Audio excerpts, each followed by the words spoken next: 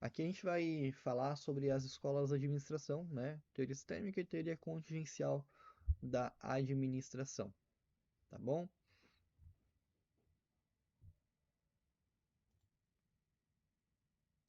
Início aqui da teoria, a teoria sistêmica, né? Também podemos chamar aqui de teoria geral dos sistemas. Ela vai surgir lá na década de 60, tá, pessoal? Com o trabalho de um biólogo chamado Ludwig von Bertalanffy, tá? Ele publicou alguns trabalhos ali relacionados a essa teoria entre 1950 e 1968, tá? Ela vai surgir ali principalmente da evolução dos conceitos dos estruturalistas e behavioristas, né? Assim como ela também é uma escola que sofre menos crítica por estar alinhada ao pensamento e o modelo capitalista, tá?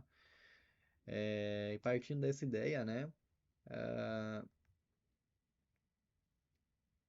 Ela vai utilizar algumas abordagens que são utilizadas também em diversas ciências, né? Principalmente com destaque a cibernética, a matemática e esses temas, tendo como base estudos e conceitos e princípios que vão contribuir aí nos processos de gestão utilizados, né, nas organizações contemporâneas, tá? É, Beleza? Mas para a gente conseguir começar a olhar um pouquinho dessa ciência, né, dessa teoria, a gente precisa fazer uma pergunta, né, que é o que é sistema? Então, para a gente entender a teoria sistêmica da administração, é preciso que a gente consiga entender, primeiramente, o que é um sistema. Então, o sistema é a soma das partes que interagem e se conectam, e a somatória forma e visa um único objetivo para executar algo. Então, quando a gente fala uma parte mais biológica, né, olhando para o corpo, olhando para a anatomia, né, a gente tem aqui um exemplo bem interessante, que é o sistema de um corpo, né, o sistema do funcionamento aqui respiratório, do sistema respiratório do ser humano, né. A gente vai ver que é composto ali por diafragma, que é um músculo que faz ali, ajuda na movimentação dos pulmões. Temos os dois pulmões, a cavidade pleural, os brônquios primários, a traqueia, a faringe, a laringe, a epiglote, a narina e a cavidade nasal. Cada um deles com a sua função, mas todos eles interligados para o bom funcionamento do sistema respiratório, tá? Então, importante falar, né, que a teoria sistêmica ela é uma abordagem que utiliza diversas ciências, né, é, entre elas aí cibernética, matemática e os próprios sistemas, tá?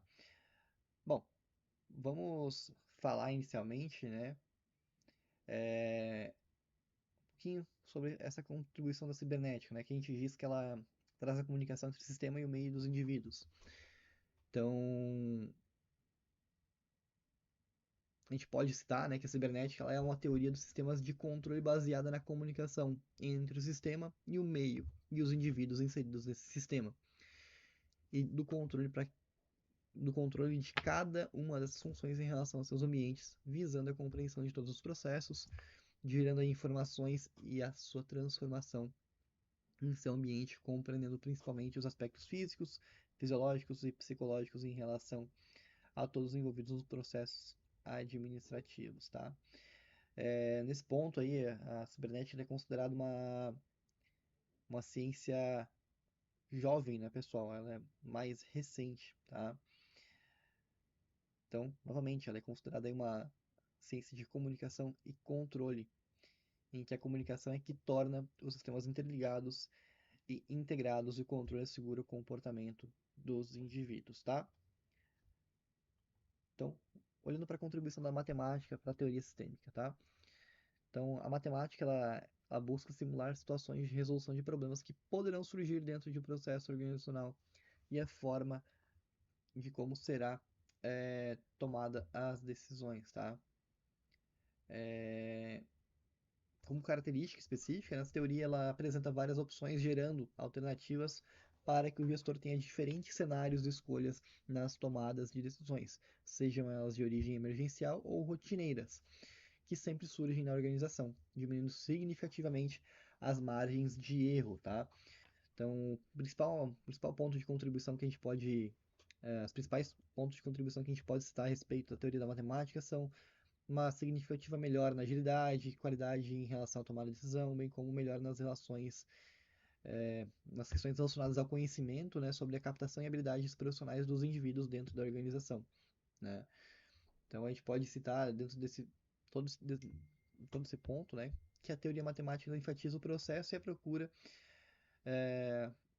de tratar as questões relacionadas a uma questão lógica e racional, tá? Lógica e racional, tá? Por meio de uma abordagem quantitativa. O que quer dizer essa abordagem quantitativa, gente? Quer dizer que a gente utiliza dados, né, números. Quantidade, quantitativa é o nome, né, de quantidade, números. Então, tem informações concretas. Então, sempre muito com base na lógica, tá? Então, tudo que relaciona a matemática vai relacionar dados, né? Um embasamento maior em números para uma tomada de decisão, tá bom? Então tem alguns pontos ainda é, que vão falar a respeito da teoria da matemática, né? Que essas questões envolvendo a matemática, que é com questão de pesquisa operacional, onde a gente vai formular o problema, com, construir um modelo matemático, testar esse modelo em si, identificar o modelo ideal, depois né, controlar isso, ver se tudo funcionando depois de implementar. Então, a matemática ela vai trazer para a gente toda essa base de processo. Eu tenho que seguir um processo em si para conseguir entender, basear melhor minhas decisões para obter uma maior chance de acerto naquilo que eu preciso fazer, né? Então, novamente, quando acontece algo, muitas situações inesperadas nas empresas, é muito difícil a gente conseguir saber de bate-pronto qual que é a melhor decisão, mas a análise matemática traz esse embasamento para a gente, né? De olharmos para o que já aconteceu, olharmos para dados, olharmos para o passado, olharmos para probabilidade e conseguir, através disso, tomar a melhor decisão para aquele cenário, né?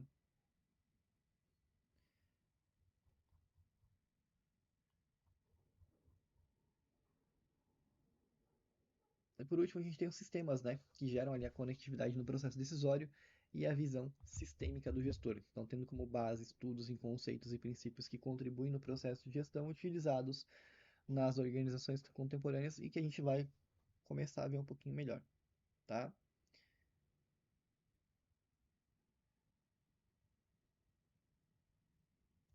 Então, relembrando, né, cibernética ali, como eu comentei, ciência relativamente jovem, é, desenvolvida por Norbert Wiener durante o período em que surgiu o primeiro computador simultaneamente com o surgimento da teoria dos sistemas. Então, ela é considerada uma ciência de comunicação e controle, no qual a comunicação é o que torna todos os indivíduos interligados e integrados, de controle assegura o comportamento dos indivíduos.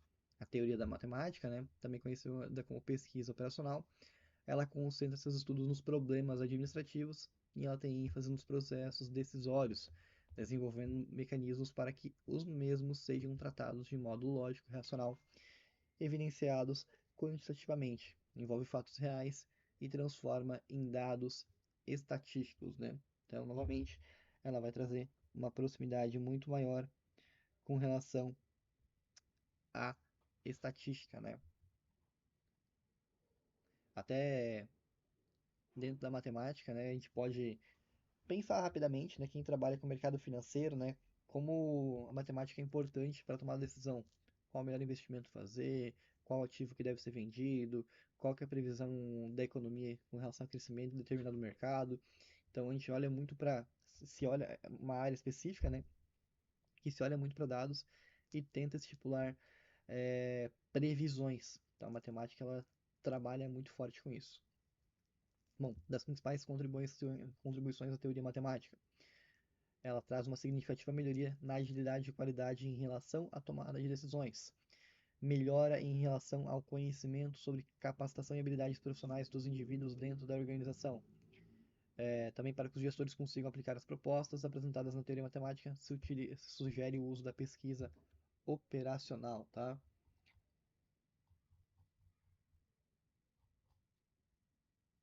E basicamente a fase da pesquisa operacional é aquele ponto que eu comentei, né? Formação do problema, construção do modelo matemático, testes de modelo, identificação do modelo ideal, controle e avaliação e implementação, tá? Conforme vocês podem ver aqui na telinha, né? Então, dentro da fase ali da formação do problema, a gente vai ter o conhecimento da realidade, os objetivos, né, da análise, soluções para o problema. Então, a gente vai estipular esses primeiros pontos aqui, tá? Depois da construção do modelo matemático, a gente vai ter a representação da situação ideal, né? Identificação das variáveis que a gente pretende controlar, que a gente pretende verificar, né? Vai testar o modelo que foi construído. Então, nesse teste, a gente vai analisar as situações possíveis, vai fazer algumas simulações, né? Uh, e analisar o que aconteceu, né? A partir disso, eu vou fazer a identificação do meu modelo ideal. Novamente, analisando os impactos dele, né? Os impactos que foram atingidos e a confirmação da possível solução do problema. Dentro disso, eu faço um controle e avaliação desse modelo que estou utilizando e também da solução que foi apresentada, para aí sim fazer a implementação desse processo todo, né? A gente vai fazer a implementação em etapas, estabelecimento do processo de apoio e garantindo a continuidade do nível de desempenho, tá?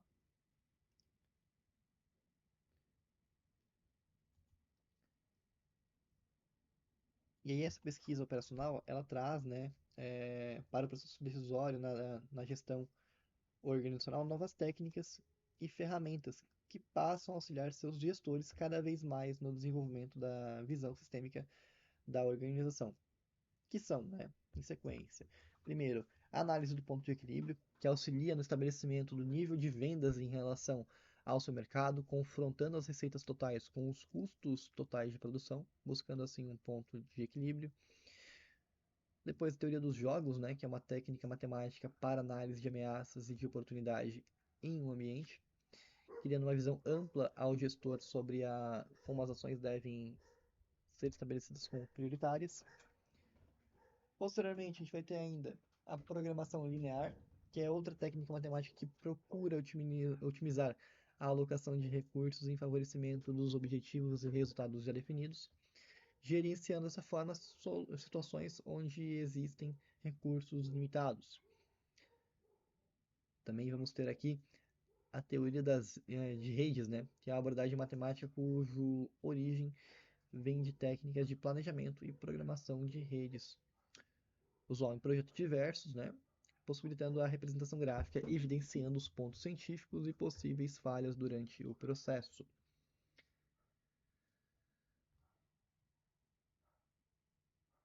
Outra ferramenta que a gente vai ter aqui, né,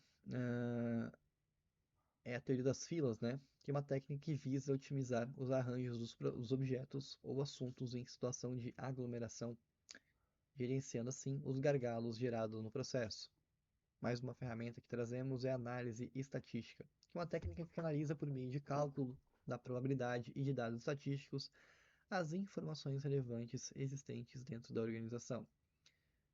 Temos também a programação dinâmica, né? Que é uma técnica aplicada em questões interrelacionadas que necessitam da solução de seus problemas.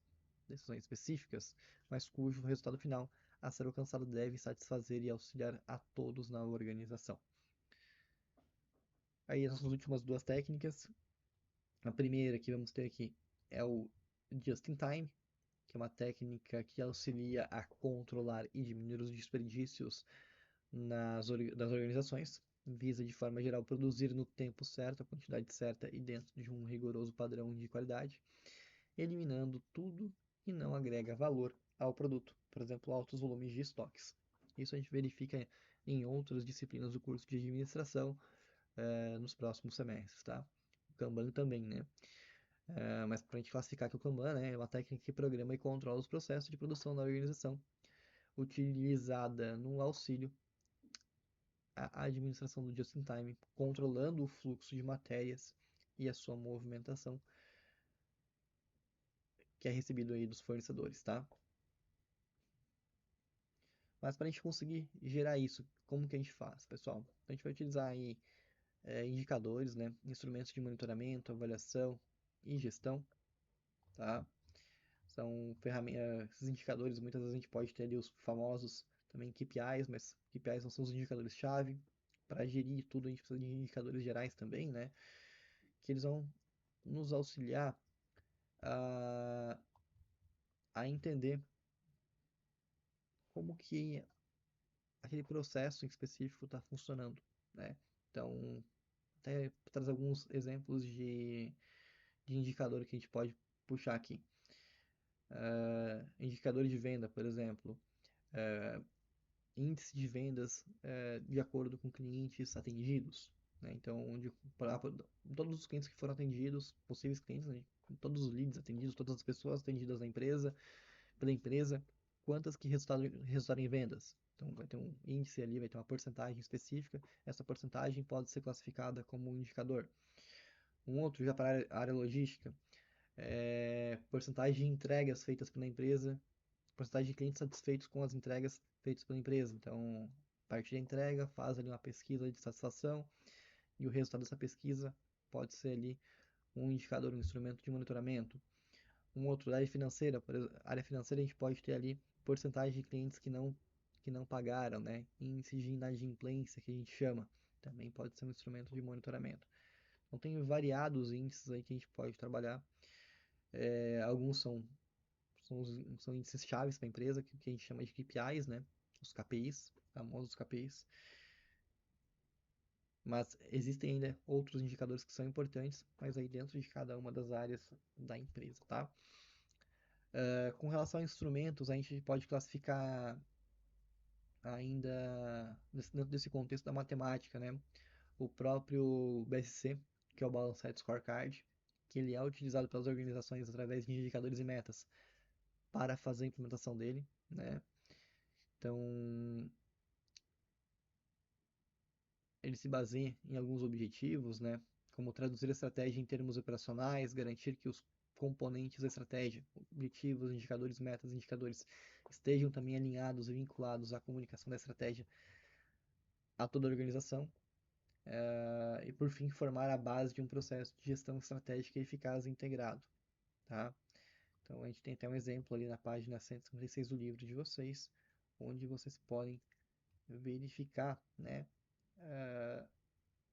um exemplo de BSC. Mas basicamente ele vai ter ali a perspectiva de aprendizagem, a perspectiva interna, a perspectiva do cliente e perspectiva financeira. Então ele sempre vai trabalhar, né, em cima desses 4 pilares, tá?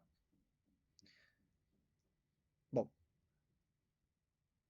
então só dando continuidade, né, para a gente relembrar, a teoria dos sistemas ela gera a conectividade no processo decisório e a visão sistêmica ao gestor.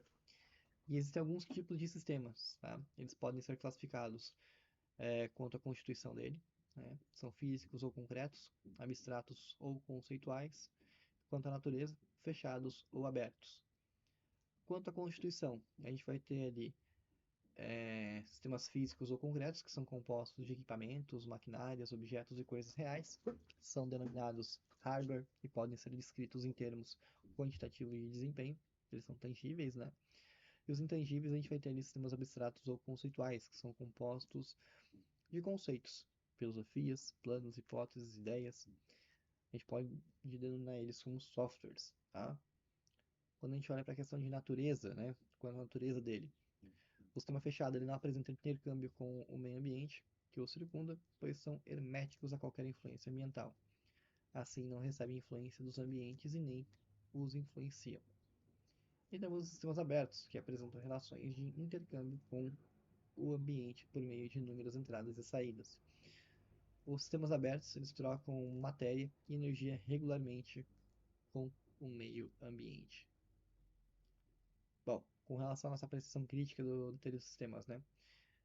De todas as teorias administrativas, essa é a menos criticada pelo fato de que a perspectiva sistêmica parece concordar com a preocupação estrutural funcionalista típica das ciências sociais dos países capitalistas de hoje, tá? Então, ela vai ter essa maior conexão, tá bom, gente? Partimos agora, então, para a teoria da contingência, tá?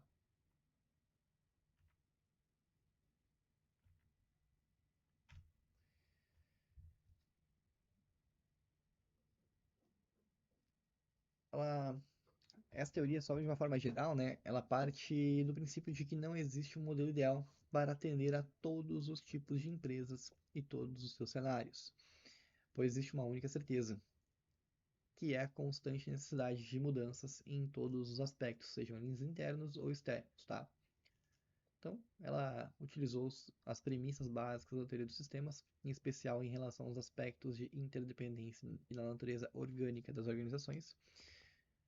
E, novamente, né, ela parte do princípio que não existe um modelo ideal para atender a todos os tipos de empresas e todos os seus cenários.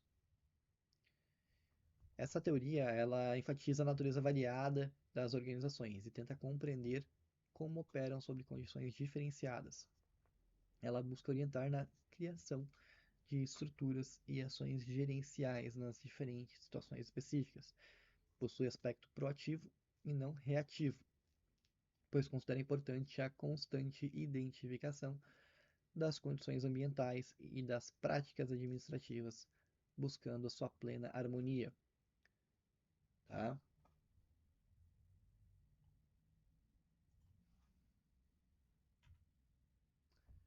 Como principais idealizadores e contribuintes dessa teoria, a gente vai ter ali Joan Woodward, né, em 1958, né,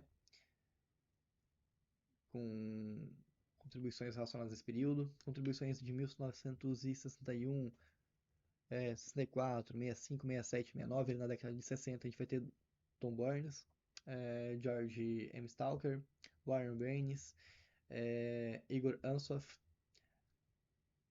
James David Thompson, Paul Roger Lawrence e J. William Lorch.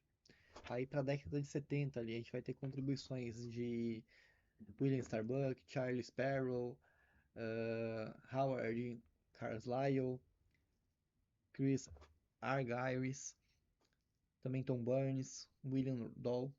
E para a década de 80 as últimas contribuições que a gente teve ali foi de Michael Porter, é, CK Prahalad e também Henry Mintzberg, tá? Então a gente tem ali uma evolução dessa teoria, né? Por isso que a gente tem esses pontinhos que comentamos, né? Uh, da teoria contingencial, que não, ela não tem aquela ideia de um modelo ideal, né? Mas sim que ela pode atender todas as empresas, né? Por isso que a gente vê essa evolução ao longo do tempo.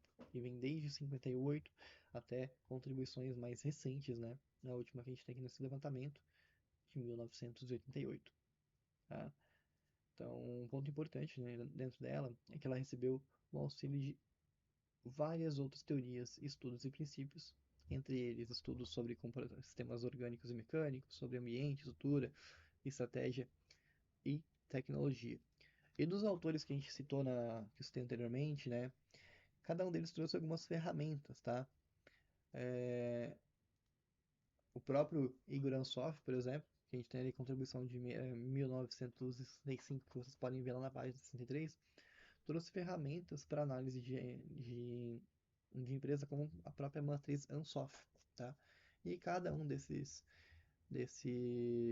autores vai trazendo algumas contribuições específicas, tá? Outro autor aqui que a gente tem é o Michael Porter, né, que, por exemplo, estruturou técnicas de estratégia de análise competitiva e de estabelecimento de vantagem competitiva. Então, Porter é um dos grandes autores aí de estudos de organizações, né? Então, quem quiser buscar livros sobre o Porter também é um grande autor, assim como todos os demais, cada um trazendo ali suas contribuições, tá bom?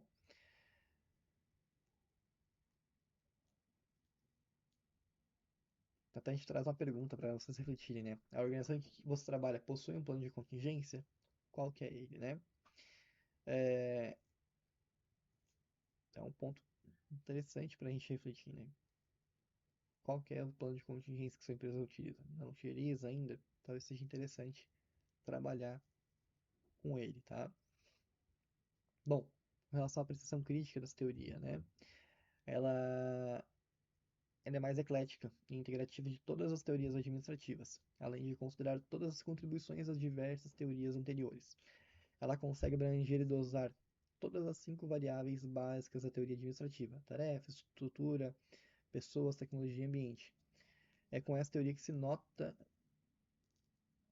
mais nitidez, né, que as fronteiras entre as diversas teorias administrativas estão caindo. Isso mostra também, no futuro, a teoria de administração tende a ser cada vez mais uma teoria integrada e única, em vez de um emaranhado de teorias individualistas.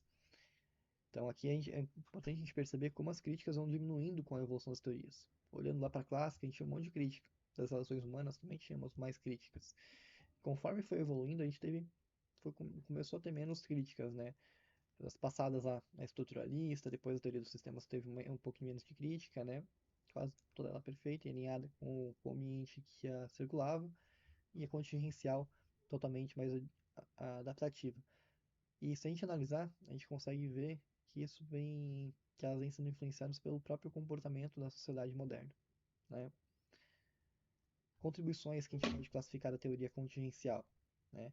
Então, com o surgimento de novas teorias, a organização passa a adotar técnicas de gestão, como análise do ponto de equilíbrio, teoria dos jogos, programação linear, teoria das redes, teoria das filas, análise estatística, programação dinâmica, just-in-time, Kanban, né? Elas analisam quais medidas, através de indicadores, auxiliam no processo de tomada de decisão, possibilitando também que as organizações se tornem cada vez mais competitivas em seus mercados e em seus processos de gestão, tá bom? E isso nos faz notar, né, como que a grande maioria das organizações modernas se enquadram nessa teoria, né? Enquanto algumas que estão presas no passado tendem aí a ter uma espécie de ruína, né? Uma espécie de perda de continuidade de gestão ao longo dos anos, tá?